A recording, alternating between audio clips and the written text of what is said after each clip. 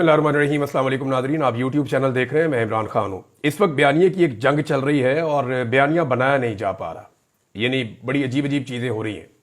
एक statement establishment के करीबी लोग देते हैं, फिर जब दूसरा स्टेटमेंट देते हैं तो वो उसके साथ मैच नहीं करता। यानी जो इस वक्त हुकूमती कैंप के अंदर लोग मौजूद हैं वो जब भी कोशिश कर रहे हैं एक नया बयानिया बनाने की, वो बयानिया काम नहीं कर रहा। मैं आपको मिसाल एक दे देता हूँ, उससे आपको समझ आ जाएगी। अभी एक नया बयानिया बनाया गया और ये एस्टेब्लिशमेंट की जानिब से बयानिया लॉन्च किया गया। बयानिया अब ये कहा जा रहा है कि बुशरा बीबी को इसलिए रिहा किया गया था ताकि इमरान खान को डील पर आमादा किया जा सके। यानी अब ये बयानिया मैदान में लॉन्च किया गया है कि बुशरा बीबी शायद कहीं एस्टेब्लिशमेंट की तरफ से खेल रही हैं और उनको इसलिए लॉन्च किया गया है कि जनाब उन्होंने इमरान खान साहब को डील के ऊपर आमादा करना है। ये जरा जुमला आपने याद रखना है और एग्जैक्टली ऐसे ही रिपोर्ट हुआ है और ये एस्टेब्लिशमेंट की जानिब से रिपोर्ट किया गया है, यानी उनकी नुमाइंदगी जो लोग करते हैं वो कह रहे हैं कि बुशरा बीबी को इसलिए रिहा किया गया था ताकि इमरान खान को डील पर आमादा किया जा सके। अब दूसरा स्टेटमेंट इन्हीं लोगों का चंद दिन पहले का वो ये था कि अगर बुशरा बीबी डी चौक जाने की जिद ना करती या कारकुनों को डी चौक ना लेकर जाती तो डील मुकम्मल हो जाती और इमरान खान साहब 15 से 20 तारीख के बीच में रिहा हो जाते।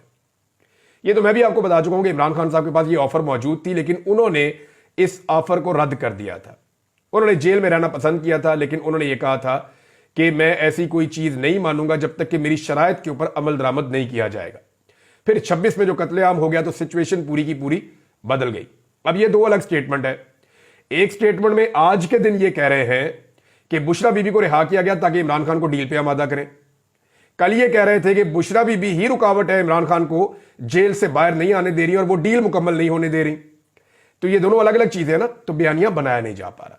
लेकिन इन दोनों चीजों में एक चीज कंफर्म हो गई कि जो भी इनको खबरें फीड कर रहा है या जो भी इन्हें कह रहा है वो बहुत फ्रस्ट्रेटेड है कि किसी तरह डील हो जाए।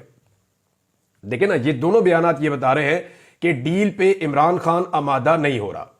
होता यह है कि बेवकूफ लोग हैं ना, इनको पता भी नहीं है कि बयानिया बनाना कैसे है। भाई जब आप बयानिया बना रहे हैं तो उसका एक दूसरा रुख भी होता है। जब आप ये कह रहे हैं कि बुशरा बीबी को इसलिए रिहा किया गया कि इमरान खान को डील पे आमादा करें, तो इसका दूसरा मतलब यह है कि इमरान खान डील पर आमादा नहीं है। तो वो जो आप दूसरा एक और बयानिया बनाते हैं कि इमरान खान डील के लिए भीख मांग रहा है, वो आपका बयानिया बढ़ जाता है यहां पे।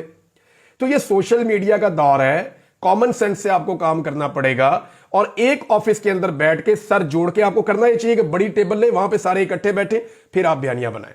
होता यह कि एक बयानिया उस दफ्तर में बन रहा है, एक उस दफ्तर में बन रहा है, एक उस दफ्तर में बन रहा है, वो सारे बयानिया एक दूसरे के साथ मैच ही नहीं करते। एक बयानिया लॉन्च होता है कि जनाब बुशरा बीबी डील करवा रही है, दूसरे में लॉन्च होता है बुशरा बीबी डील खराब करवा रही है, तीसरे में लॉन्च होता है कि इमरान खान जो है वो डील मांग रहे हैं, और बाकी जो बयानिया है वो सारे इसके साथ कंट्राडिक्ट हैं कि जनाब इमरान खान को डील पे मनाया जा रहा है। तो यहां साबित हो जाता है कि इमरान खान साहब, ये बात कंफर्म हो जाती है कि वो दरवेश आदमी जो है उससे डील मांगी जा रही है, वो डील करना नहीं चाह रहा। अब आ जाए एक बहुत बड़ी खबर की तरफ। इमरान खान साहब के चंद बड़े करीबी लोगों से मेरी बातचीत हुई और ये खबर दो जगह से मैं आपको कंफर्म करके बता रहा हूं। खबर यह है कि इमरान खान साहब ने अपने लोगों से यह कहा है जिनसे उनकी मुलाकातें हुई हैं कि मुझे बाहर आने की कोई जल्दी नहीं है, ना मैं फौरी तौर पर बाहर आना चाहता हूं, लिहाजा इस वक्त आप हुकूमत के साथ एंगेजमेंट करें। दूसरी जानिब एक मुज़ाकरात मैंने आपको बताया कि वो अलग से हो रहे हैं। एक मुज़ाकरात खुफिया हो रहे हैं, एक मुज़ाकरात एलानिया हो रहे हैं। एलानिया मुज़ाकरात के अंदर सिर्फ नतीजा निकलेगा उन मुज़ाकरात का जो मुज़ाकरात खुफिया हो रहे हैं, और वो जो खुफिया मुज़ाकरात हो रहे हैं उसमें वज़ीर आला खैबर पख्तूनख्वा के अलावा ज्यादा लोग इन्वॉल्व नहीं है, और वहां पर इमरान खान साहब को रेगुलर रिपोर्ट्स जा रही हैं और उनको चीजें बताई जा रही हैं, उनसे मुशावरत की जा रही है। अब वहां इमरान खान साहब जल्दबाजी नहीं दिखा रहे। मैं आपको फिर कह रहा हूं कि हुकूमत बार बार कह रही है, इरफान सिद्दीकी साहब ने स्टेटमेंट दिया कि इमरान खान साहब को बनी गाला शिफ्ट करने के हवाले से कोई ऑफर नहीं की गई। तो इरफान सिद्दीकी साहब को किसी ने आगाह ही नहीं किया, उनको इन्फॉर्म ही नहीं किया। इमरान खान साहब के पास यह ऑफर काफी दिनों से मौजूद है। यह ऑफर उनके पास नवंबर से, बल्कि अक्टूबर में भी उनको यह ऑफर दी गई थी, फिर नवंबर में उनको यह ऑफर दी गई और नवंबर में बड़े शद और मद के साथ 24 तारीख को उनके सामने यह ऑफर रख दी गई थी। लेकिन इमरान खान साहब ने उससे इनकार कर दिया था। इमरान खान साहब अभी मजीद चंद महीने बड़े आराम से जेल में रहने के लिए तैयार है। अब तो मौसम भी अच्छा है, कोई इतनी शिद्दत नहीं है, तो इमरान खान साहब जेल में वक्त गुजारने के लिए तैयार हैं और वो ये कहते हैं कि मैं नजरबंदी में नहीं जाऊंगा। देखें, अगर इमरान खान साहब बनी गाला में नजरबंदी पसंद कर लेते हैं अपने लिए और वो कहते हैं ठीक है मुझे बनी गाला में आप नजरबंद कर लें, क्योंकि पूरे सिस्टम की ये डिमांड है कि आप पहले अपने घर जाएं, वहां से फिर आप अदालतों के जरिए आजाद हो जाएं। अब ऑफर्स क्या है इस वक्त इमरान खान के पास, वो मैं आपको बता देता हूं। ऑफर यह है कि जनाब आप अपने घर में जाके हाउस अरेस्ट हो जाएं, हम अदलिया के ऊपर से दबाव खत्म कर देंगे, आप अदलिया में अपने केसेस का सामना करके कानून के मुताबिक अपनी आजादी आप ले लें, और जब आपको आजादी मिल जाए तो उस वक्त आप अपने घर में होंगे और वहीं पे आपके ऊपर से जो जेल का अमला उसको हटा लिया जाएगा और चीजें नॉर्मलाइज हो जाएंगी। एक तो ये उनको ऑफर दी गई है, लेकिन इसमें डिमांड ये की गई है कि अब आप इदारों के हवाले से अपनी पॉलिसी को थोड़ा सा बदल दें और एस्टेब्लिशमेंट के ऊपर स्पेशली जो टॉप 3 लोग हैं उनके ऊपर बिल्कुल तनकीद ना की जाए, बल्कि उनका नाम भी ना लिया जाए। इस किस्म के मुतालबात किए गए हैं। अब और ये मुझे पाकिस्तान तहरीक इंसाफ के बड़े अहम लोगों ने ये बात बताई है कि जनाब मुतालबात यहां तक पहुंच गए हैं और इसको एस्टेब्लिशमेंट के कुछ सोर्सेज जो है वो कंफर्म भी कर रहे हैं कि जनाब हमें अपनी फिक्र पड़ गई है, क्योंकि जिनकी हुकूमत बनाई है वो टके का डिलीवर नहीं कर पाए, उन्होंने कोई काम नहीं करके दिखाया। दावे उनके बहुत बड़े बड़े थे लेकिन वो डिलीवर करने में नाकाम हो गए। उनके इंटरनेशनल ताल्लुकात के जो दावे थे उनकी भी कलई खुल गई है और जो बाइडन के इलेक्शन हारने के बाद तो बिल्कुल ही खोता खूह में गिर गया है, क्योंकि जो बाइडन के मामलात में वहां पाकिस्तान पीपल्स पार्टी के मामलात बहुत ठीक थे। अगर जो बाइडन की पार्टी दोबारा जीत जाती तो बिलावल को वजीर आजम बनाने का इम्कान हो जाता। तो मामला यह है कि इमरान खान साहब मजीद इंतजार करने के लिए तैयार हैं और वो ये देखना चाह रहे हैं कि कॉन्फिडेंस बिल्डिंग मेजर्स क्या लिए जाते हैं। यानी वो ये कहते हैं कि जब तक मेरे लोगों को रिहा नहीं किया जाता तब तक तो मैं अपने घर में जाने के लिए तैयार नहीं हूं। और इमरान खान साहब से जो मुतालबात हैं वो मैंने आपके सामने रख दिए कि फौरी तौर पे हुकूमत को ना गिराएं, फौरी तौर पे कोई तहरीक ना चलाएं, आप अपने घर चले जाएं, अदलिया के ऊपर से हम दबाव हटा लेंगे, मैनेज नहीं करेंगे, आप अपने फैसले अपने हक में ले लें, आपके लोग भी आहिस्ता आहिस्ता छूट जाएंगे, आप अपनी पाबंदी खत्म करवा के जो है वो कौमी असम्बली के मेंबर बन के आकर कौमी असम्बली में भी बैठ सकते हैं। फिर वक्त के साथ साथ आप अपनी तहरीक चला लीजिएगा, तो नॉर्मल तरीके से चीजों को ऊपर एक्सीलेट करें आप। लेकिन इमरान खान साहब जो है वो कॉन्फिडेंस बिल्डिंग मेजर्स चाहते हैं ताकि उन्हें नजर आ जाए कि क्या उनके लोगों को छोड़ा जा रहा है, क्या जुल्म और ज्यादती बंद की जा रही है, क्योंकि अभी भी पाकिस्तान तहरीक इंसाफ के कुछ लोग मुबैना तौर पर लापता हैं। अजहर मशवानी साहब ने 2-3 लोगों की अभी फोटो लगाई है कि ये लोग लापता किए गए हैं जबरी तौर पर, और बहुत सारे लोग ऐसे हैं जो बेगुनाह जेलों में कैद हैं। आहिस्ता आहिस्ता उनकी रिहाई तो हो रही है, लेकिन इमरान खान साहब अभी सिस्टम पर एतबार नहीं कर रहे। अच्छा, इसमें इमरान खान साहब ने और उनकी पार्टी ने एक चीज तय की है कि 31 जनवरी तक का टाइम देना है इस हुकूमत को कि 31 जनवरी तक आप हमारे साथ मुज़ाकरात करें। पहले इमरान खान साहब इतना ज्यादा टाइम देने के हक में नहीं थे, वो कम टाइम देना चाह रहे थे, लेकिन अब उन्होंने 31 जनवरी तक का टाइम दिया। बल्कि पाकिस्तान तहरीक इंसाफ के सोर्सेज से मैं आपको बता रहा हूं कि यह हुकूमत और टाइम मांगेगी तो इनको 15-20 दिन का और टाइम भी दे दिया जाएगा और इंतजार करेंगे। जो बाइडन की जब इंतजामिया खत्म हो जाएगी तो इनकी सपोर्ट खत्म हो जाएगी जो पाकिस्तान की हुकूमत और एस्टेब्लिशमेंट के पास है। जुल्म और बर्बरियत का दौर जो है उसके ऊपर एक ताला लग जाएगा। उस तरह का जुल्म और बर्बरियत नहीं की जा सकेगी जो माजी में की गई है। फिर पाकिस्तान तहरीक इंसाफ दोबारा से एक तहरीक खड़ी करेगी और उस तहरीक के नतीजे में वो फरवरी के एंड में या मार्च के शुरू में एक दोबारा से लॉन्ग मार्च करने का इरादा रखते हैं। मैं आपको भी ये बता रहा हूं कि मेरी पाकिस्तान तहरीक इंसाफ के लोगों से भी बात हुई है और जो चीज़ें दिखाई दे रही हैं वो यही हैं, क्योंकि अभी सर्दी की एक वेव है पूरे मुल्क के अंदर और अभी कोई तहरीक ऐसे चलती नहीं है इतनी सर्दी के अंदर।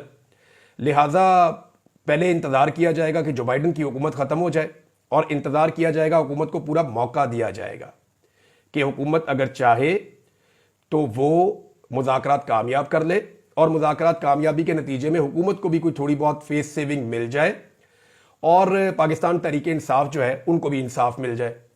लेकिन अगर ऐसा नहीं होता तो फिर पाकिस्तान तहरीक इंसाफ ने अपनी तहरीक जो है वो बना रखी है और पाकिस्तान तहरीक इंसाफ के बकौल वो फिर जो सोर्सेज मेरे बता रहे हैं वो फिर एक तहरीक चलाएंगे दोबारा से मार्च के अंदर और वो इस तहरीक से मुख्तलिफ होगी और इमरान खान साहब को फिर वो आज़ाद करवाने के लिए पूरी कोशिश करेंगे। इंटरनेशनल प्रेशर भी बढ़ेगा, जबकि जो बाइडन की सपोर्ट भी या मगरबी सपोर्ट जो अब तक थी वो मौजूद नहीं रहेगी। इससे पहले पाकिस्तान तहरीक इंसाफ मुल्क भर में जलसों का आगाज भी करेगी और ये काम आप फरवरी के महीने में होता हुआ देखेंगे। यानी इमरान खान साहब को कोई जल्दी नहीं है इस वक्त बाहर आने के लिए या आज़ाद होने के लिए।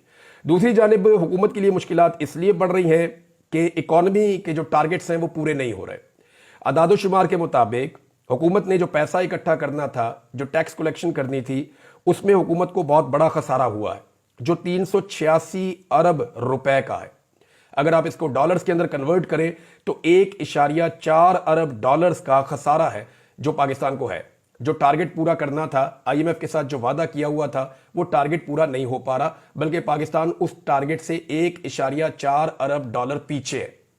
तो अब आईएमएफ के साथ दोबारा बैठना पड़ेगा आने वाले कुछ अरसे के अंदर, और आईएमएफ की सपोर्ट हासिल करने के लिए पीछे जो बाइडन इंतजामिया की पहले जैसी सपोर्ट मौजूद नहीं होगी।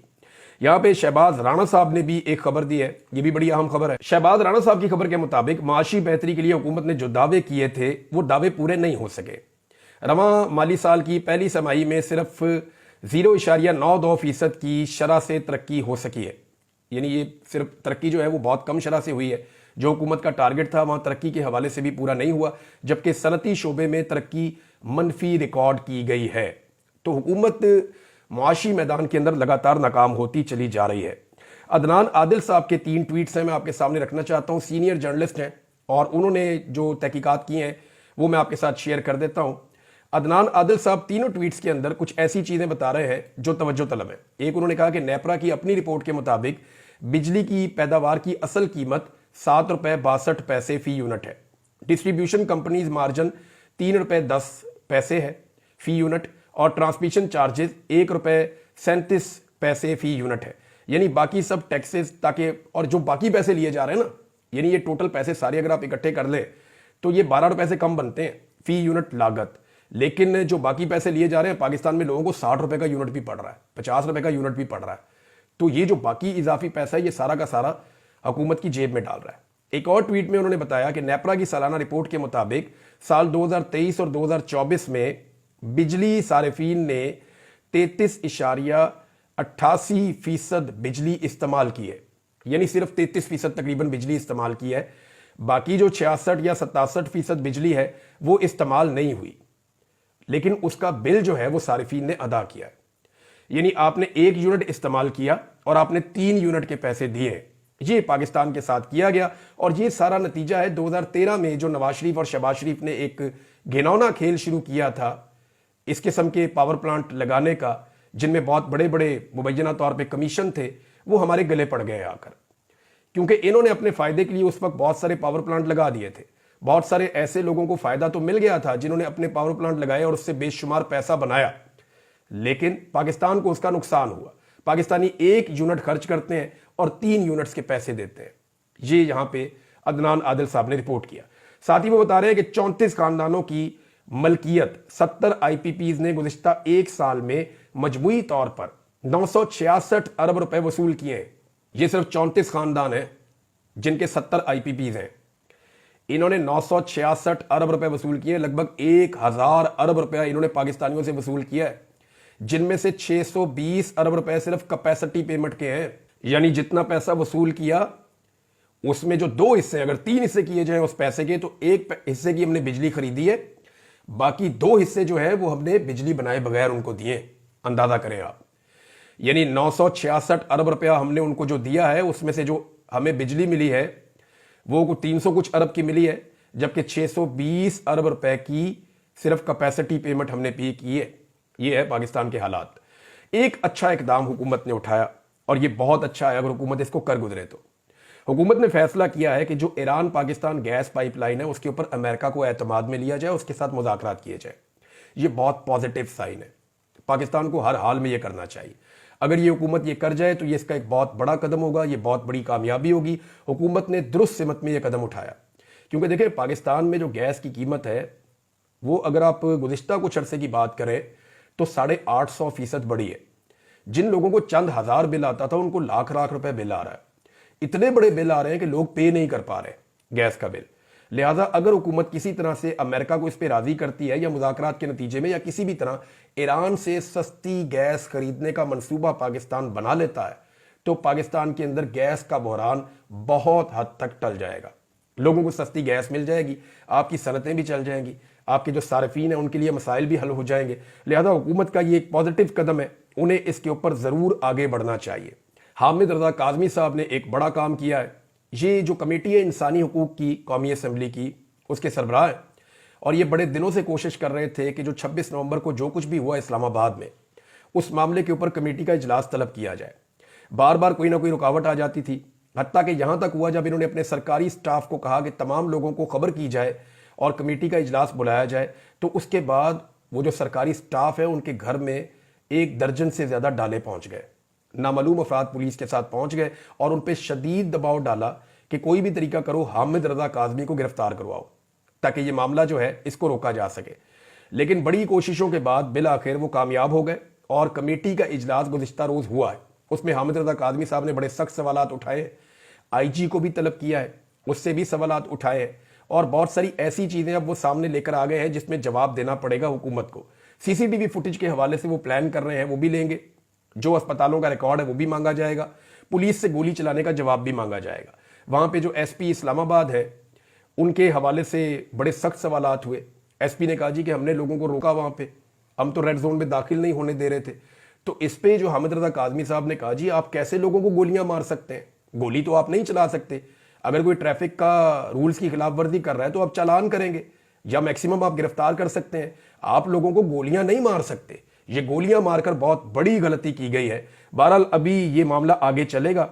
मेरी हामिद रजा काज़मी साहब से बात हुई तो उनका यह कहना है कि इसको हम यूं नहीं छोड़ेंगे, इस मामले को मंतकी अंजाम तक पहुंचाएंगे। अब नादरीन, एक और इशू पे मैं आखिर में बात करना चाहता हूं। अगर कोई ये कहता है ना पाकिस्तान में कि जो पाकिस्तान के बड़े बड़े फैसले हैं दाखिली नौयत के, खारजी नौयत के और दिफाई नौयत के, वो पाकिस्तान के सियासतदानों ने किया है, तो वो अपने आप को भी धोखा देता है और पाकिस्तानियों को भी धोखा देता है, अपने देखने और सुनने वालों को भी धोखा देता है।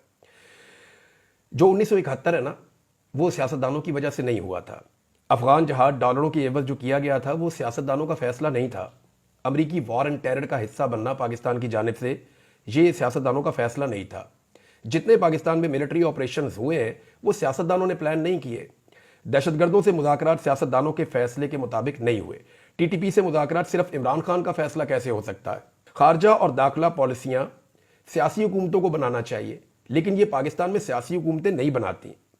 पाकिस्तान में गुज़िश्ता 70 सालों से 4 मार्शल लॉ लगे और उसके अलावा मुल्क के तमाम बड़े फैसले जमहूरी अदवार या आप कह लेंगे सो कॉल्ड जमहूरी अदवार में भी एस्टेब्लिशमेंट ने ही किए हैं। कभी मलबा नवाज शरीफ पे पड़ जाता है, कभी भुट्टो पे पड़ जाता है, कभी बेनज़ीर पे पड़ जाता है, कभी किसी और पर डाल दिया जाता है और आज ये मलबा इमरान खान पे डाला जा रहा है। फैसला करने वाले एस्टेब्लिशमेंट के किरदार हमेशा बरी ज़िम्मा हो जाते हैं। कभी उन्हें उनकी हरकत की वजह से कटहरे में खड़ा नहीं किया गया। जब भी कोई सियासतदान इनकार करता है ना तो उसके खिलाफ गेम हो जाती है। जैसे आपको याद होगा कायद आज़म के साथ क्या हुआ, फातिमा जिन्ना के साथ क्या हुआ, लियाकत अली खान के साथ क्या हुआ, जुल्फ़िकार अली भुट्टो के साथ क्या हुआ, दीगर और बहुत सारे सियासतदान हैं, बेनज़ीर भुट्टो के साथ क्या हुआ और फाइनली इमरान खान साहब के साथ क्या हुआ। कुछ सियासतदानों को इस खेल की समझ आ गई है। अब वो एस्टेब्लिशमेंट के साथ कुछ लो और कुछ दो का खेल खेलते हैं। जैसे मियां नवाज शरीफ है, जैसे फजल रहमान साहब है, जैसे जरदारी साहब है, तो उनको डीलिंग करनी आ गई है। उन्हें पता चल गया कि इनके साथ डीलिंग करो, कुछ इनको ब्लैकमेल करो, कुछ इनसे ब्लैकमेल हो जाओ, तो कुछ ले और देकर इक्तदार का हिस्सा बने रहे। तो नाज़रीन, अब तक के लिए इतना ही। अपना ख्याल रखिएगा, अपने इस चैनल का भी। अल्लाह हाफ़िज़।